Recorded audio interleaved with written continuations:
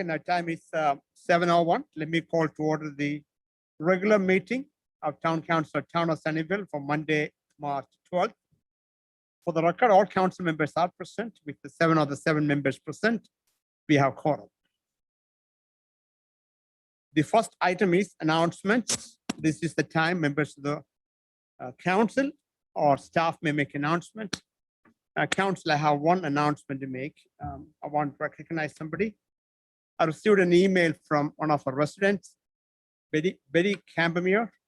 She lives on Bronzebridge.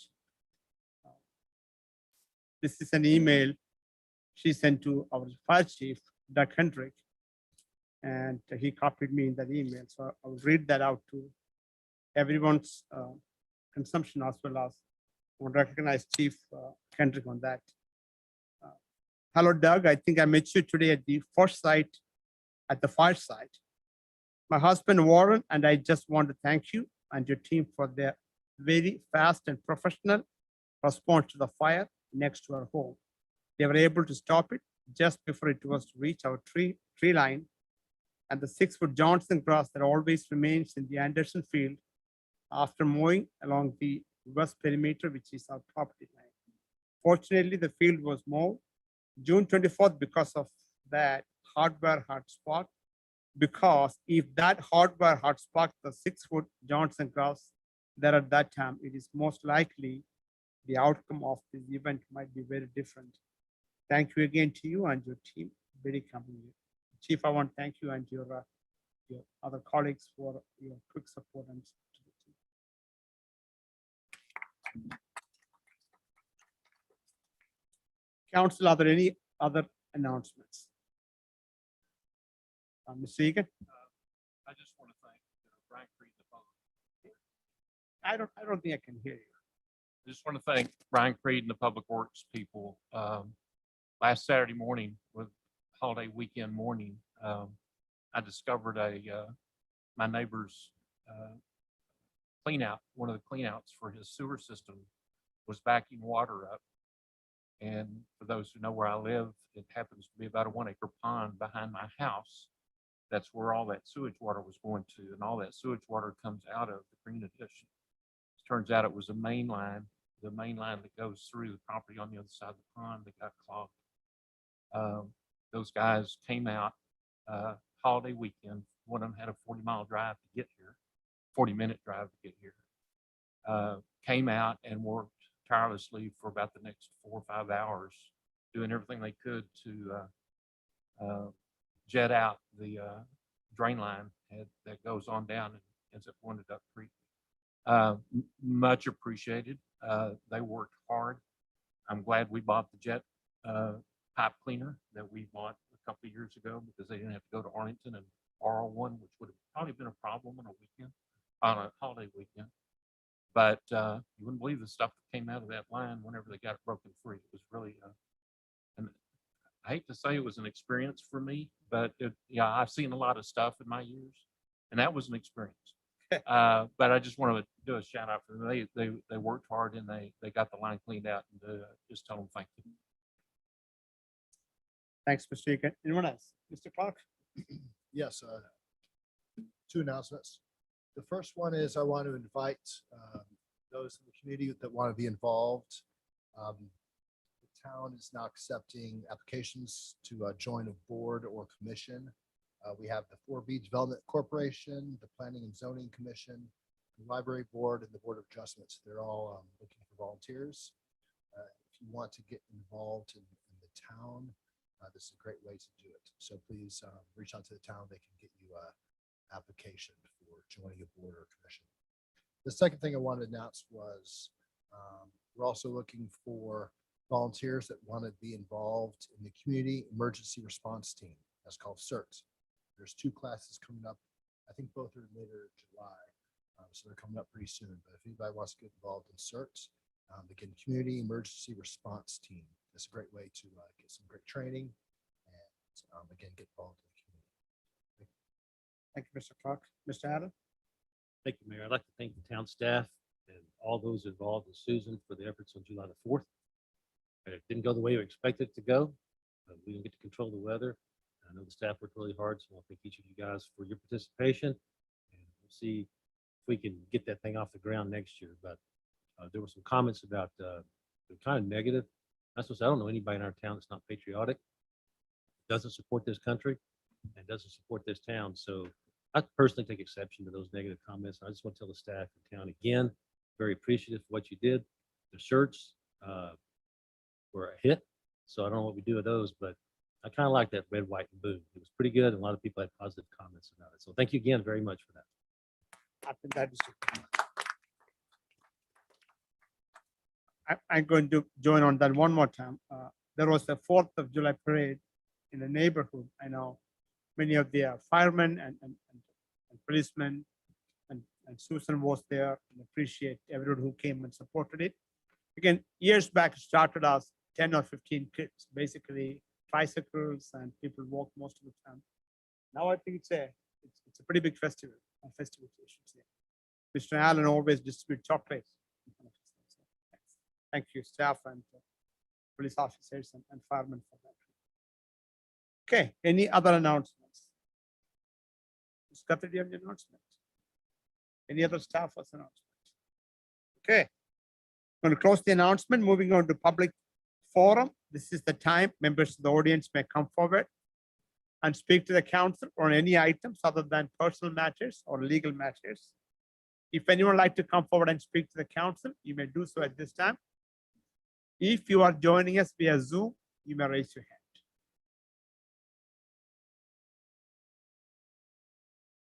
No one is coming forward from the chamber. Joseph, Yes, it is. Joseph, anyone raising the hand? No hands. No hands raised. We're going to close the public forum. You sure this mic is working, right? Sound different. Okay, sound different. That's fine. The next item is recognition. I'm going to invite Chief Andrew Hawks to present a life-saving award.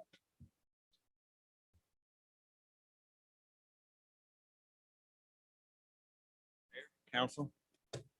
Councilman Allen, if you will tell your constituents that if they want to come out National Night Out, we've got a heck of a party planned and they're not going to be disappointed. So tell them to come out and watch fireworks that night. I'm here to present a life-saving commendation medal to Officer Nick Llewellyn.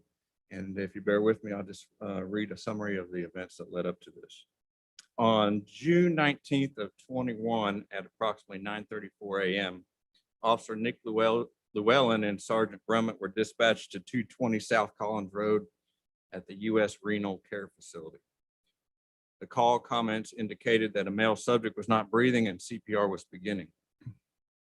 At 9:44, Officer Llewellyn was the first to arrive and quickly made his way to the back of the facility where he encountered employees performing chest compressions.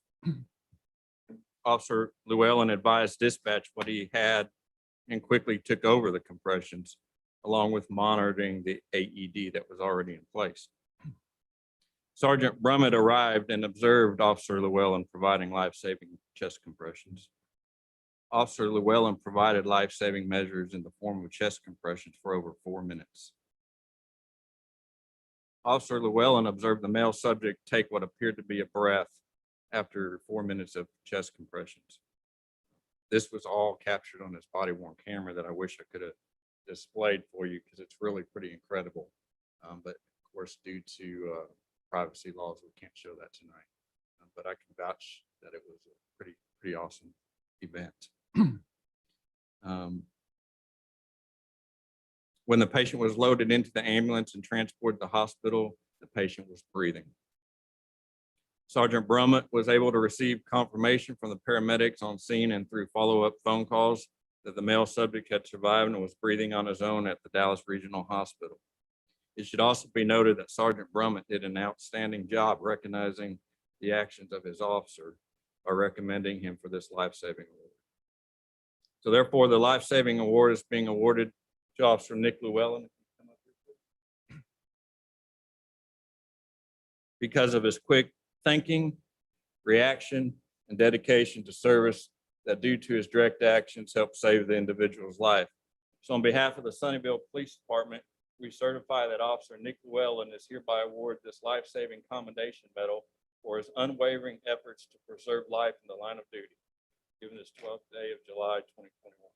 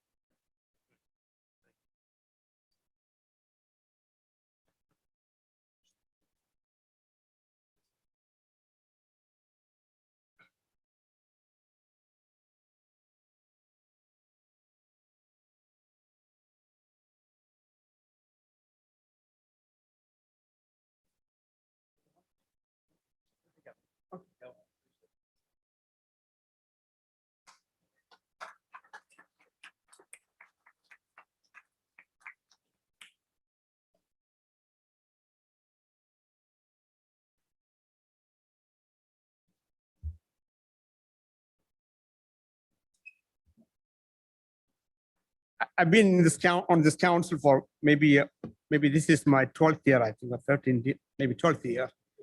It's even for a first responder police officers, life saving is a very rare event.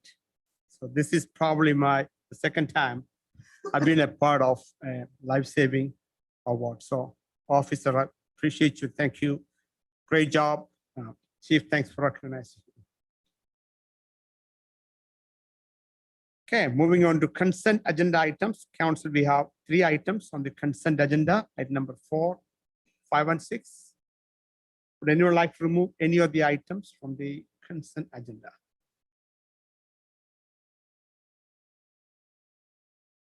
If not, can I have a motion to approve consent agenda items 4, 5, and 6 as presented? Motion to approve 4, 5, and 6 as presented. Motion made by Second. Mr. Eldridge, seconded by, did I hear somebody? That was me.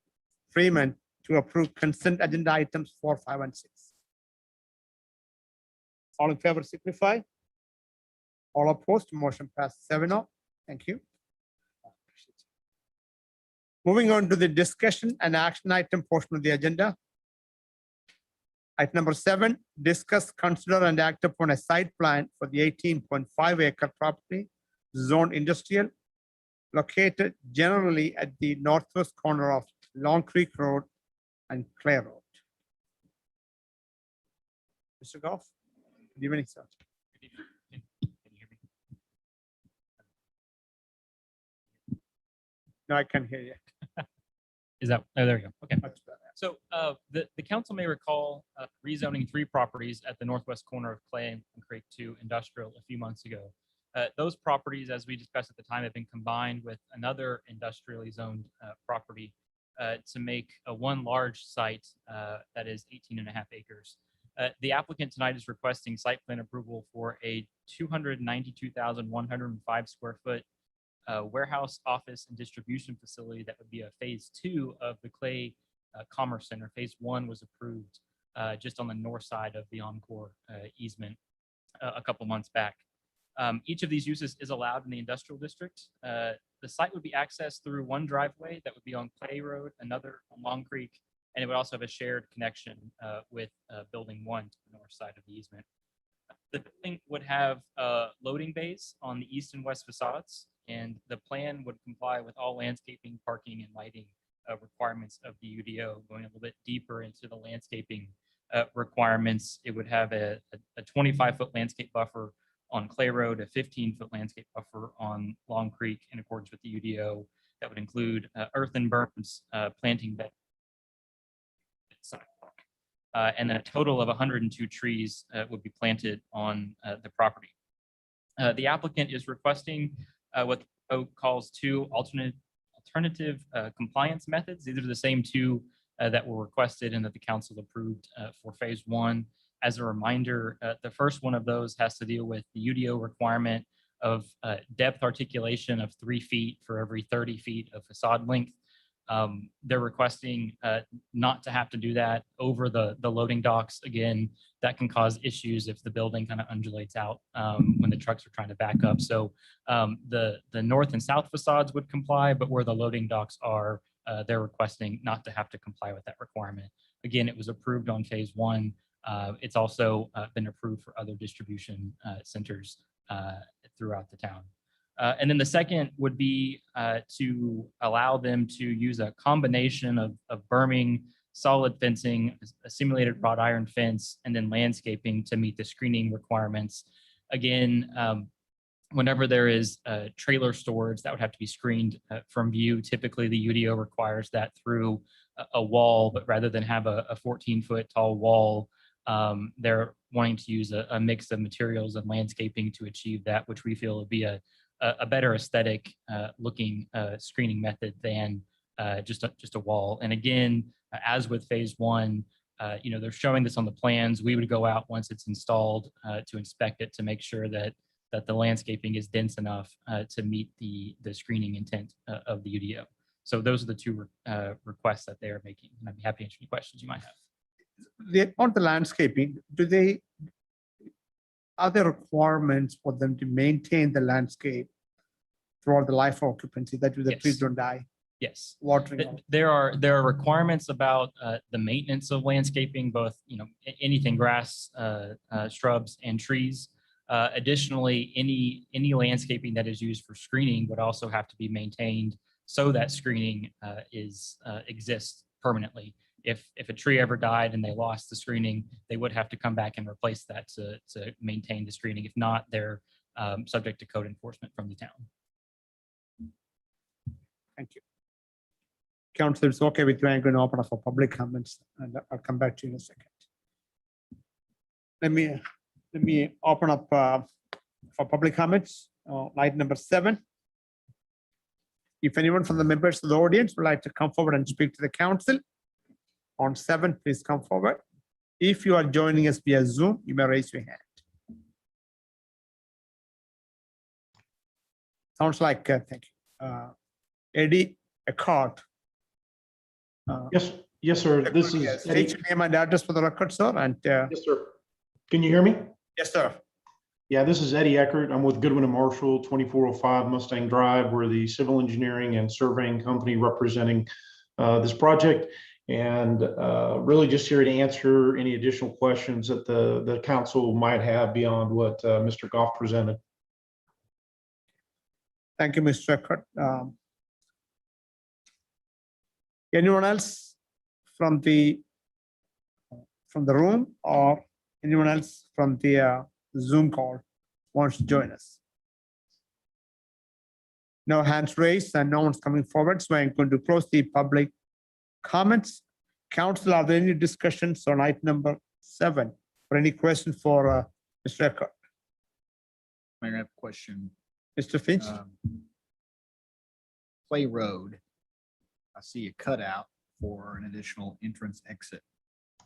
I do not see that we have any type of turn lane or anything built into the median. So I'm wondering, with the amount of traffic we have on this road already, are we planning on, I don't see it on this plan, but should there be a turn lane on Clay Road turning into the facility?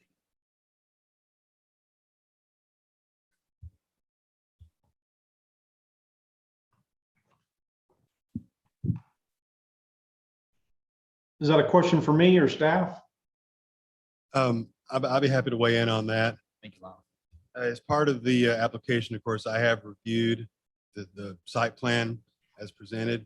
What I would say in that regard is, given the other locations where there are already medians, turn lanes and such in Clay Road, and given our design standards for such, the reality is there isn't a viable place to place a left turn lane in the median and Clay Road at this site.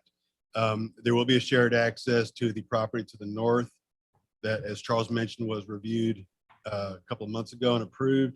So anybody need to make a left turn onto Clay would be able to cut across to that property and get out that way, because that will have median for that project. They'll also be able to access along, excuse me, be able to access Long Creek Road to be able to get out and make left turns that way as well.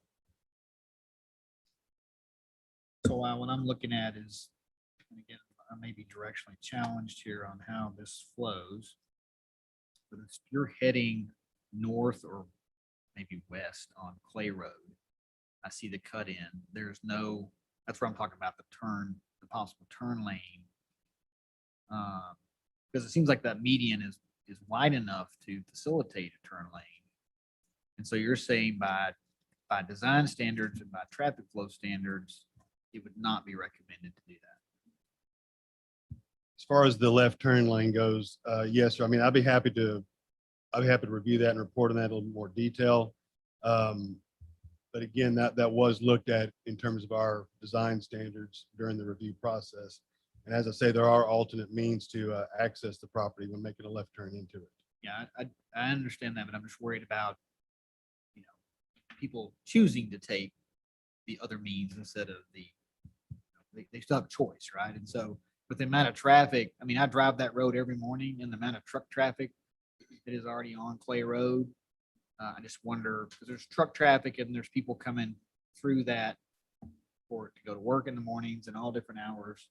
And it's a highly traveled piece of roadway. So you're talking about cutting it, making cut here? Well, there's already a cut. If you look at the site plan, there's a cut on Clay Road. What I'm talking about is facilitating a turn lane where people can get off the roadway to make the turn instead of blocking the roadway to make the turn. To better qualify it, and I agree with Mr. Finch, square L2 1R1 or IR1 of the, I can't tell what page it is. It's a Cody Johnson. But if you look at that square, if you're going northbound, and let's just say north is to the top, which really is, then there's not a left turn lane there. But yet, if you go to the south end of that same median, there is a left turn lane that takes you onto Long Creek. So the median's the same width as I recall from at either one of those points. So yeah, it needs to be reviewed, but I totally agree with where Mr. Finch is going, because people make left-hand turns where they're not supposed to on heavily busy traveled streets, and it clogs up what would be called the fast lane of the two-lane road. And I don't see any reason either that a left turn lane can be put there. I do definitely understand the concerns. We will certainly take another look at that, and I will certainly look at that. And again, I had looked at this before. We will take another look at it, and if it's something that does be judged to be appropriate, that can certainly be added in. And again, it may be a flow issue. Thank you, Mark, for clarifying that on the plan, but it may be a flow issue too, because it may not even make sense on a flow. They might not allow traffic. I would just like some further explanation on that. And I continue to worry about the traffic on this road, the heavy traffic on this road, and making sure that I know our street crew are working on this, but this is, I mean, it's obviously zoned this way and it's what we want, but I think we have to look longer term at outside the cut, the traffic on this roadway and how we maintain this road. I know we've made some improvements, but I am concerned about the additional traffic this is going to add. Granted, it's for ride, so I have no problem, but I'm worried about that roadway. That's understood. And again, we will look at it again closely during the detailed review for the construction plans. Thank you, Bob. So where is the entrance to this building? Is it from the Long Creek or from the Clay Road? So the entrances, if you will, are on the north and south facade. So the south facade that fronts Long Creek will have, that's where like the worker parking is, if you will. And then they'll have a similar facade for access on the northern facade that fronts the power line easement.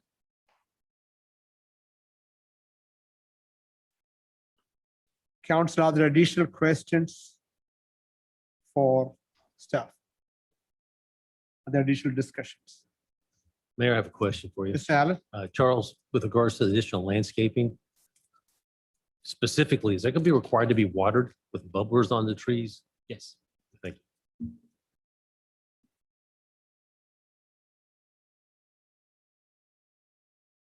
Yeah, Mr. Eckert, do you have a comment, sir? Yes, sir. We'd be more than happy to take another look at that left-hand turn lane for that northbound traffic on Clay Road. Yeah, I would agree. Even if it's not a congestion issue, there could be some safety concerns there. And that's something we'll work with staff on and see if we can't come up with something that would, yeah, try to move those trucks off of a through lane. I agree. Thank you for that. That's why you're. So Brenda, I'm going to ask your opinion. When we make a motion, how would we qualify or add this or the speculation into it? So I think you could make a motion to approve the site plan as presented with the addition of a left turn lane on Clay if determined appropriate by the city engineer. Because there may be some spacing issues to the intersection. Lyle, is that what you're concerned about? Yeah, so especially with large trucks. So there may not be enough stacking room for that turn lane. Okay. So I would make it subject to Determination by the town engineer. determination by the town engineer. Mr. Eckert, I just want to make sure that you're good with that approach. Yes, sir. I think that's a great way to look at it, where if there are some issues that we're not thinking about right here, right now, will give us some time to dive into the TIA a little bit more, into the infrastructure that may be out there, if there was conflicts, light poles, things like that. So yeah, we would definitely defer to city engineer and him, saying yes or no to allowing us to put that left-hand turn lane in, but it gives us the opportunity to revisit that and see if it's possible. Thank you. Mr. Freeman? Oh, okay. Any other comments or discussions? Okay, if there are none, I call for a motion, item number 7. I'd like to make a motion to approve item number 7 as presented with the addition of a left-hand turn lane if deemed appropriate by town engineer. Motion made by Mr. Freeman and second by Mr. Finch to approve item number 7 as presented and to add a left turn lane if deemed appropriate by the town engineer. All in favor signify. All opposed. Motion passed 7-0. Thank you very much. Thank you, Mr. Eckert, for joining us tonight. Moving on to item number 8, discuss, consider, and act upon town facility rental fee schedule and policies if necessary. Council, with your permission, I'm going to ask you to, can I table this one, Susan? That's right. We're just not Okay, on item 8 and item. okay, no action will be taken and we will bring this up in a couple of weeks. Same with number 9. Okay, number 9, no actions will be taken. Number 9, again, we will discuss this in a future council meeting. Number 10, discuss, consider the proposed fiscal year 2021-2022 budget presentation with focus on the general fund, debt service, 4B Economic Development Corporation, and capital improvement program. Good evening, Sherry. How are you? Good evening, council. Mayor, can you hear me okay? Yes, ma'am.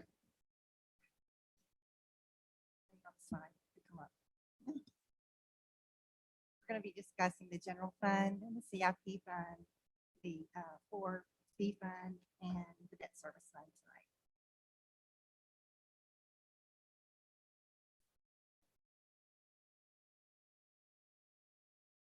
As you can see, that's our budget schedule. You can see where we have been over the last couple of meetings. Those items are checked off that we've already addressed with you. And then tonight, you can see we're doing the general fund, the CIP fund, the debt service, and the 4B. So what you have now is the changes that were made from the June 5th budget retreat presentation. We've updated all labor and benefit categories across all departments to include the TML, which decreased 3.21% based on a re-rate. The TMRS also was decreased 0.21%. And our workers' compensation increased approximately 4.9% based on a re-rate. We've updated the town manager budget to include a $2,000 increase to the town council expense line item for council attendance at community events.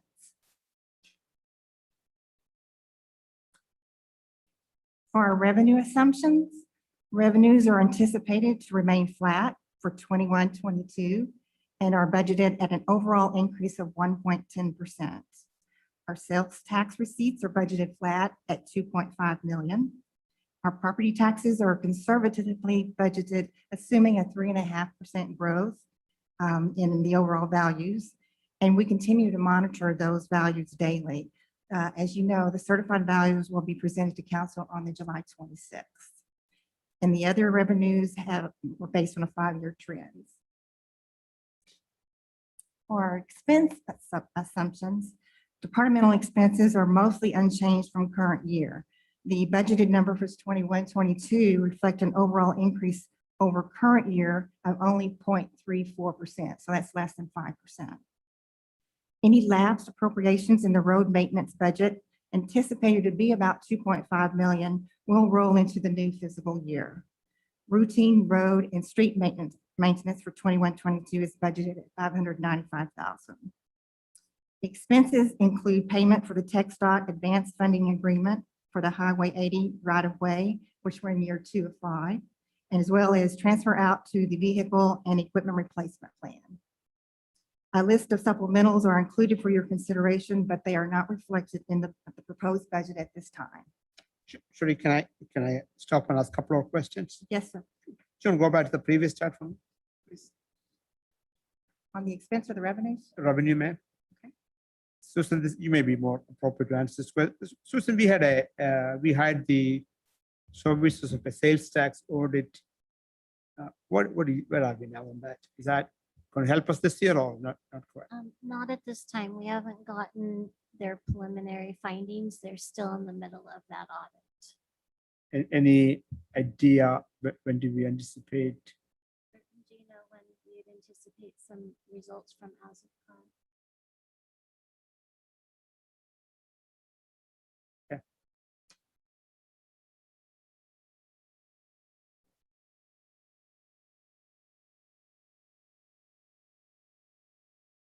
That's correct. And that's what I'm seeing as well, is that there's interaction between the franchises and them, and they're trying to get data. And the things that I've seen is just that the legal response time for those entities, they're still within that response time. So there's, it's nothing that's behind. It's as per what the schedule should be. We cannot necessarily anticipate that effort to bear fruits for our Not budget cycle. necessarily. Yes, sir.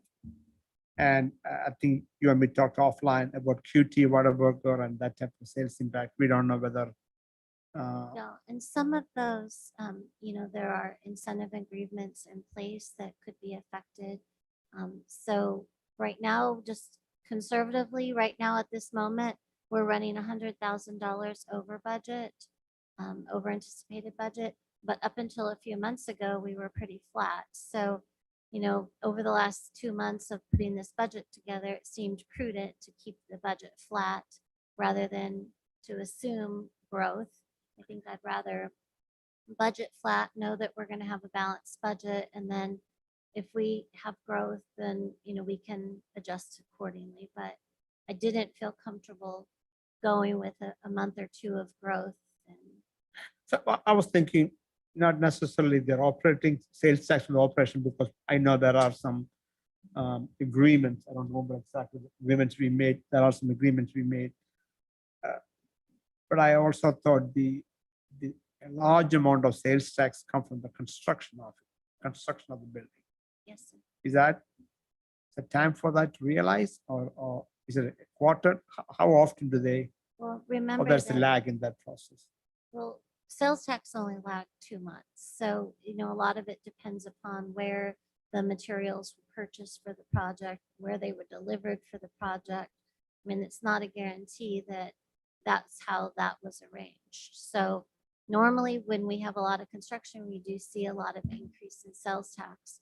Okay. But what, again, we're only running $100,000 over right now. We've had some pretty major projects under construction. So I wish there was more rhyme or reason to it, Right. but it's a difficult fund to kind of dissect. Anytime we want that level of detail, we have to do a public records request. Okay, so hopefully we will have a better numbers or maybe more accurate numbers before we finalize the budget.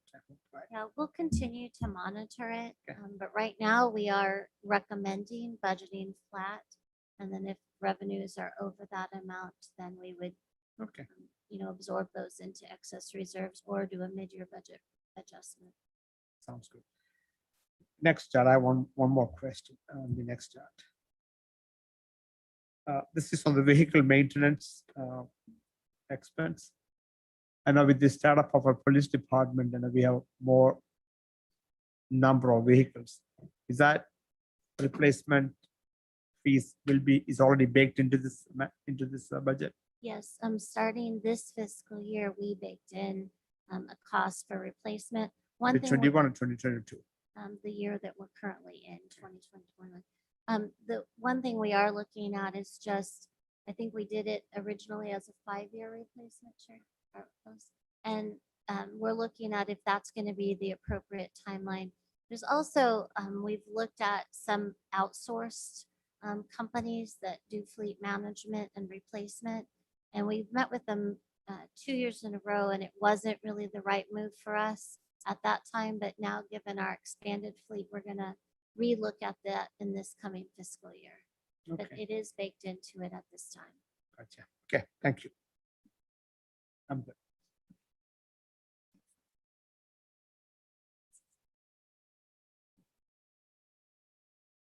Clicker's not working. There we go. This is a list of these. Okay. Thank you. This is our fund, general fund summary. Just to give you an idea of where we are, where we budgeted for 2021 and where we're going with hopefully for 21, 22. And then we're looking at, if everything stays in line, we're looking at 151 working capital days. Sure, let me ask one question on that one. Again, on the expenditures, operating expenditures for the 2020, the next one. Yeah, right there. Middle column for the 2021, the expenditure $11.5 million, 11,539,309. But we only anticipate $9 million. It's a $2.5 million difference. Can you elaborate on that? Yes, sir. We're expecting the 2.5 million to roll over from this current year to bring you back up to the 11 million. Is that the road construction? That Yes. was really my question. Okay, gotcha. Thank you. And this is the list of supplementals, which are not included in the budget at this time. Any other questions for the general fund? I have one comment I think Susan made earlier, like if I'm not questioning any of the supplementals, right? But if they're like small amounts like fire department fund additional PP for firefighter, must mean that's a one-time deal, $3,000. Can they be just absorbed into the current budget or not? That was my question, right? I mean, I think the current budgets are very tight.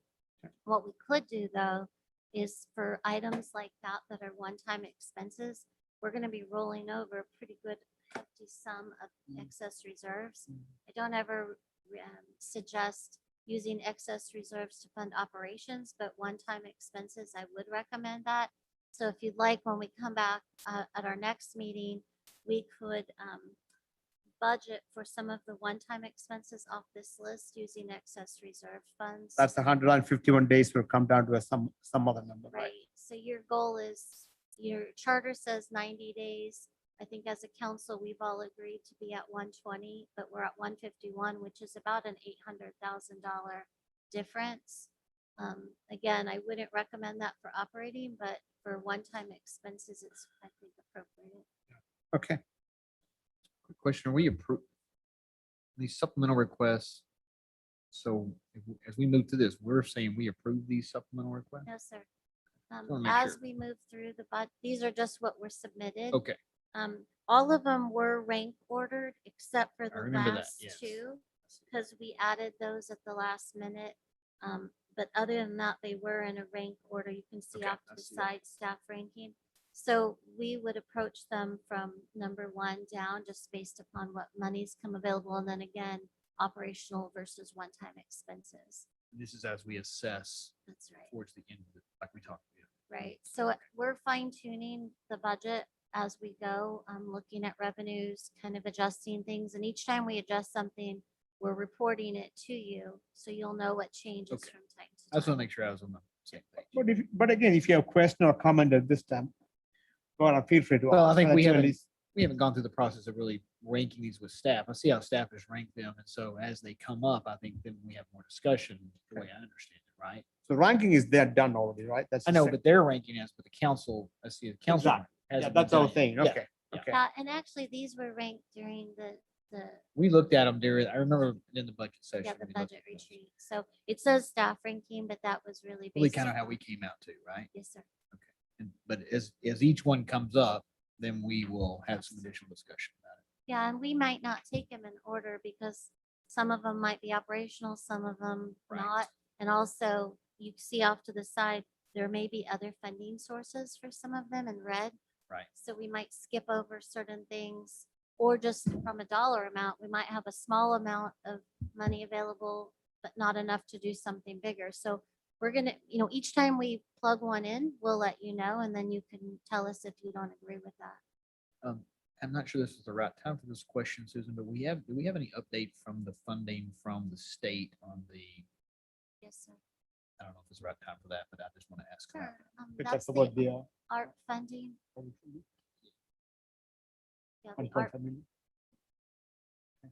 that's the art funding that's referenced in the red Oh, parentheses. that is American Recovery. Covers- Recovery Right, and we actually did get an email last week while I was out of town, giving us some directions on some steps we needed to take. And Peggy from the fire department's kind of our lead person on that, and she has gotten us plugged into that system. So we're at least seeing a little bit of movement and direction coming out, so we're hopeful. So the money is definitely coming. It's the question of how much and when. We hope, sir. What is the SAFR grant? Oh, I remember that. The No, Sanford, never mind. Yeah, that's I got it. it's for firefighters. Yeah.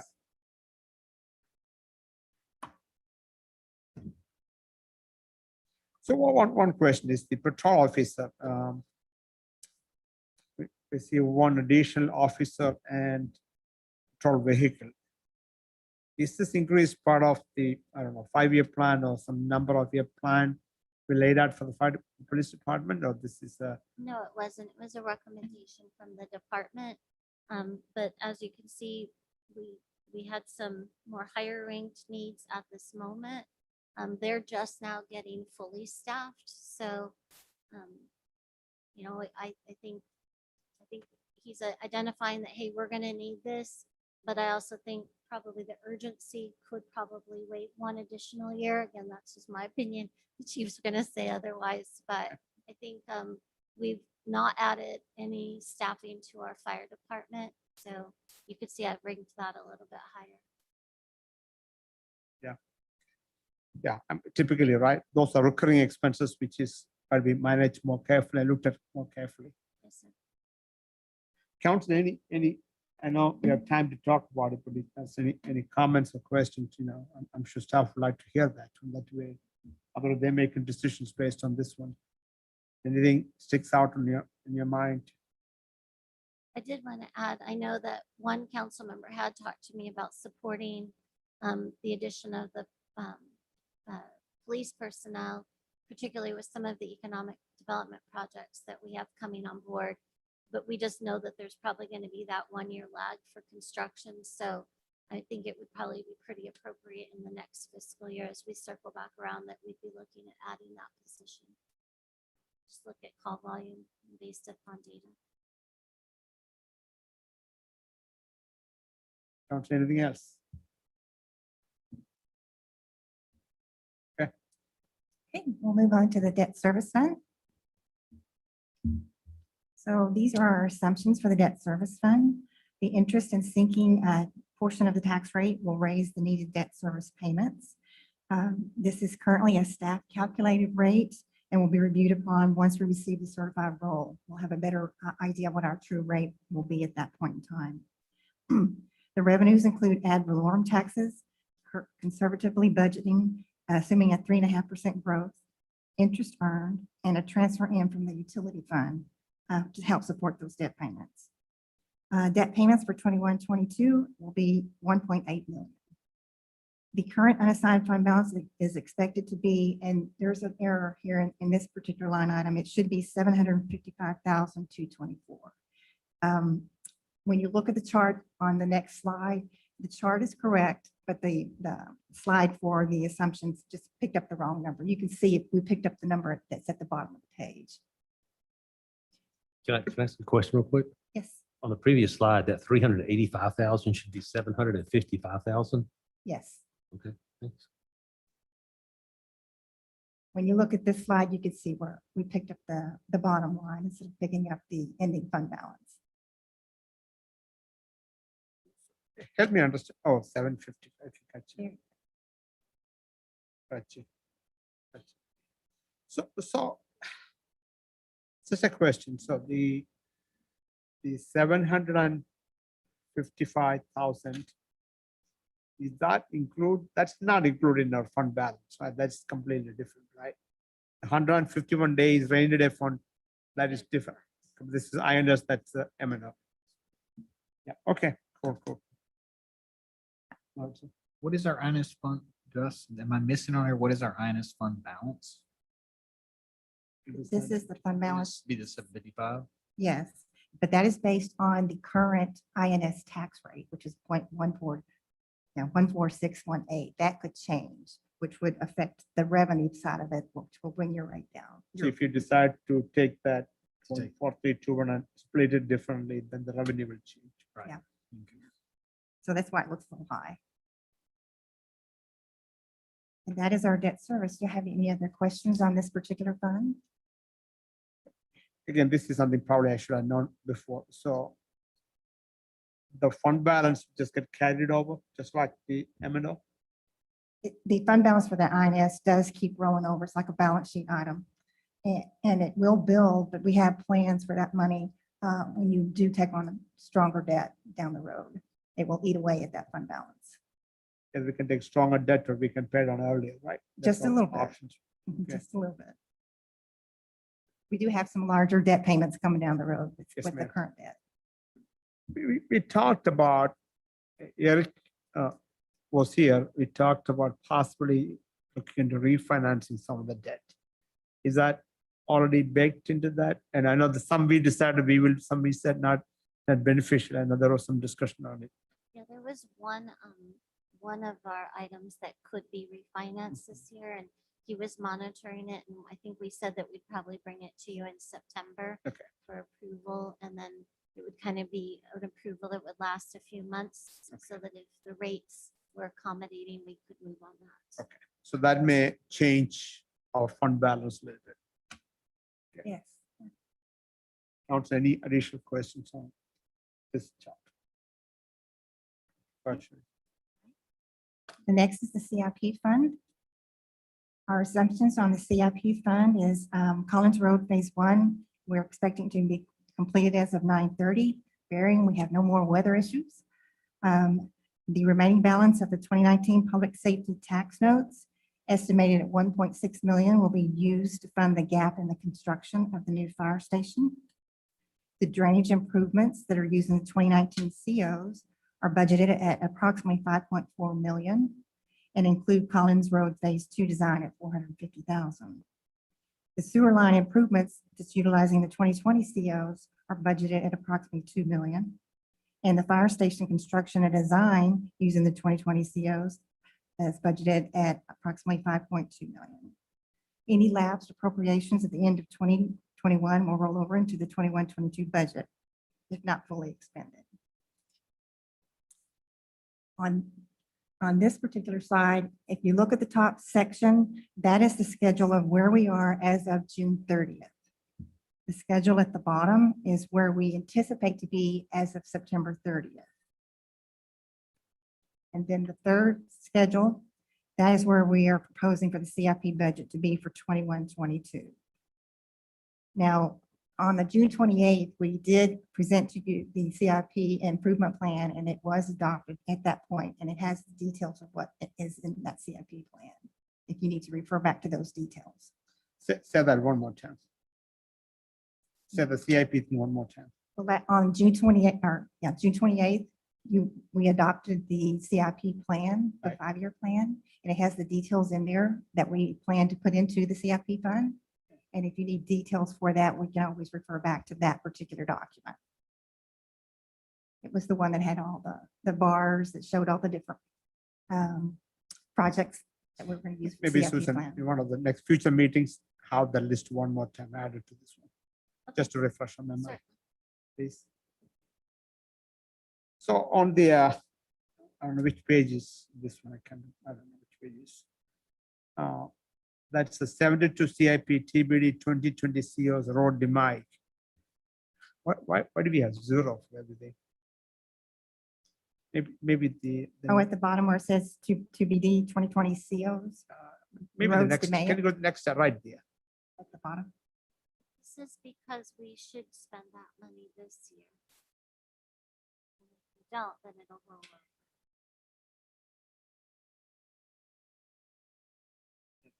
Things are the unassigned ending balance column that has zeros from the top to the bottom of all of those columns. What is that called? So they all up with those we have. The unassigned ending balance is what you're referring to? Yes. Right. So you look at the chart, it's up there right there. Yes. The very last column, unassigned ending balance, that one has all zeros in it. And the chart part of it has all zeros in it. The chart part of that has all zeros in it. I'm just curious what the unassigned ending balance is. The unassigned, any of the funds that have unassigned fund balance, it means that you can use those particular dollars for any other project or any other expense. In the CIP, you pretty much have them designated for what you want to spend the dollars on. So they're not, So basically you're saying that it's just not applicable for CIP funds, but we don't, okay. Yeah. I was like, why do we have an extra column for those? All right, excellent, thank you. you're welcome. Any other questions? We'll move on to the 4B fund. Okay, these are our assumptions for the 4B. Revenues are budgeted at 857,000 and include sales tax receipts of 850,000 and interest of 7,300. Expenses are budgeted at 1.1 million and include labor and benefits for the EDC director, business incentives and support, town beautification, and support of the Parks Department budget. Lapse appropriations budgeted in the current year for the Glazer Barn project and the regional Rails to Trails project will roll over into the 21-22 fiscal year if not fully expended. The ending fund balance is projected to be 1.5 million, and there is a list of supplementals that are included for your consideration but are not reflected in the budget at this time.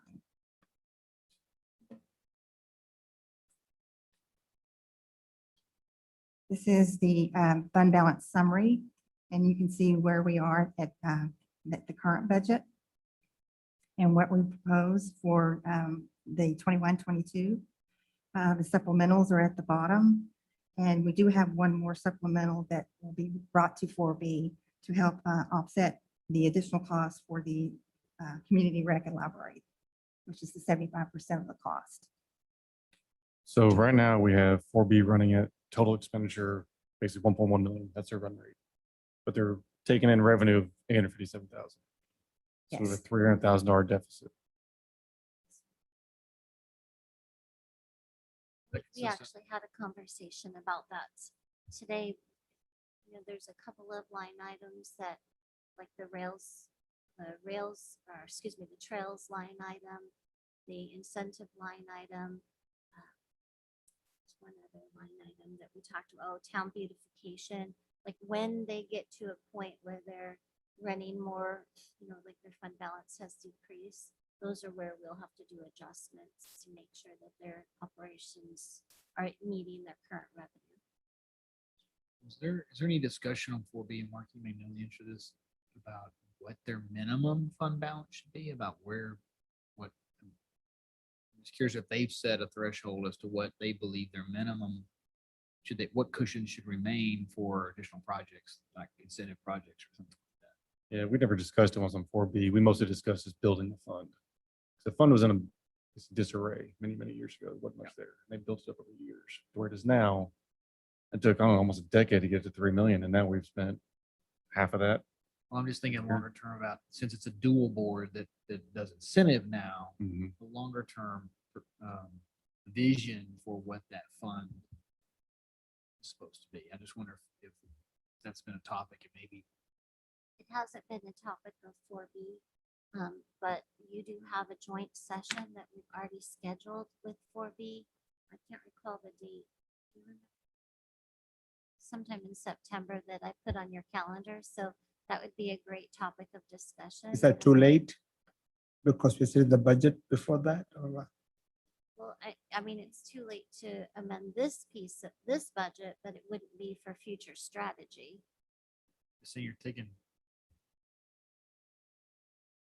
a pretty chunk out of that that's slow to build. You do have 400,000 in incentives that's not assigned yet. It is Mhm. 400,000 that's out there for incentives that we don't know Not in your Yeah. mark. where it could be spent, right? And so, Well, I think we have a pretty good idea on this first year, okay, based upon what we've already approved or what's. Correct. yeah, So, okay. but you see that, you know, pretty good part of their budget goes towards funding the Parks Department. They pay a percentage of the Parks Department budget.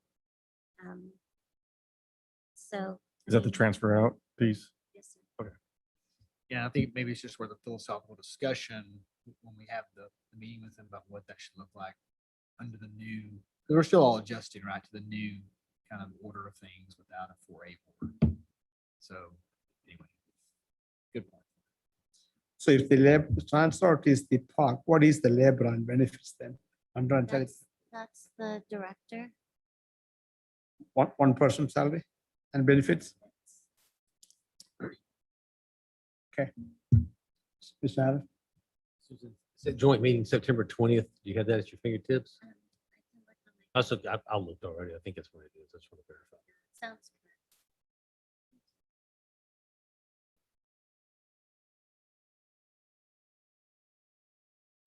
How about that, the master, That's Pa- correct, sir. We're good. Thanks. how about the park master plan? We talked about development for Samuel North Bonds Bridge. That came out of this year's. This budget. year's, Is that correct, Phyllis? I signed those contracts today. I'm sorry, Susan. What The sub master plans, Burton? I Sub-ma- believe that's budgeted in that planning line item. I think we actually did it out of this year's, didn't it? Sub plans for the Parks Master Plan? Right, so, but it's budgeted in this year's budget, not in this coming year's budget, right?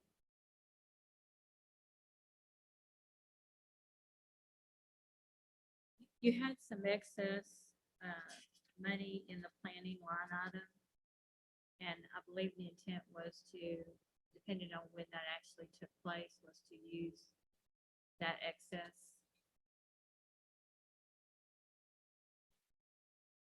And then if there was any additional, it would roll into the following year. So they're saying it's in the planning line item, the 50,000. Okay. But we did sign the contracts this year. Actually, we signed them today. Yeah, so it gotta be this year. Right, so I mean, but we do have some excess this year to pay a portion of it, and then it'll roll to next year, so. Any questions? Thanks. Keep going. Well, that's it. That is our presentation for tonight. All right.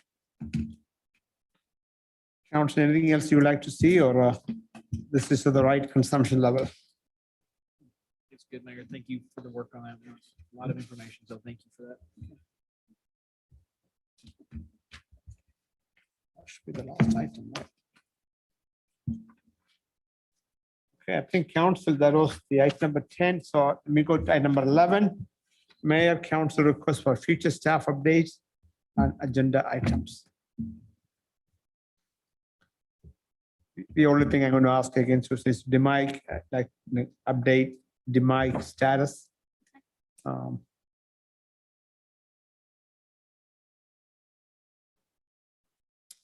Anything else?